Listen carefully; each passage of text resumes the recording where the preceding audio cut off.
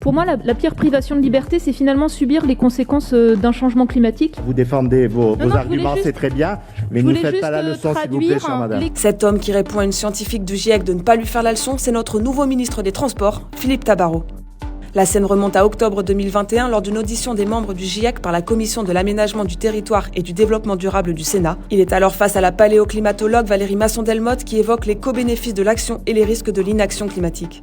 C'est peut-être difficile pour vous de vous projeter en 2050. Moi, c'est quand mes enfants auront mon âge. Vous jouez le rôle de vos enfants. Vous êtes en 2050. Dites-moi, on vous en a pas tant dit pour avoir la leçon comme ça. On a simplement dit que si... Est-ce que, point d'interrogation, c'était une privation de liberté si demain, on dit à des personnes de plus prendre leur véhicule? Vous défendez vos arguments, c'est très bien, mais ne faites pas la leçon, s'il vous plaît, chère madame. Désormais ministre, ces anciennes prises de position inquiètent les experts du climat qui craignent que cette nomination n'aille à l'encontre des efforts nécessaires pour une transition écologique. Il lui reproche par exemple de s'opposer au vélo. En mars dernier, Philippe Tabarot avait en effet co-signé une proposition de loi visant à créer une dérogation aux obligations prévues pour l'aménagement des pistes cyclables. Surveillé par les spécialistes du climat, le nouveau ministre l'est aussi par les organisations syndicales du secteur des transports.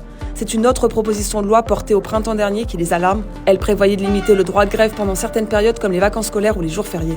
Aujourd'hui, Philippe Tabarot entend faire de la sûreté dans les transports sa priorité, partisan d'une ligne dure en matière sécuritaire. Ces derniers mois, il défendait une proposition de loi visant à améliorer l'arsenal de sécurité dans les transports. Adopté au Sénat, le texte avait été jugé inapplicable et liberticide par la gauche.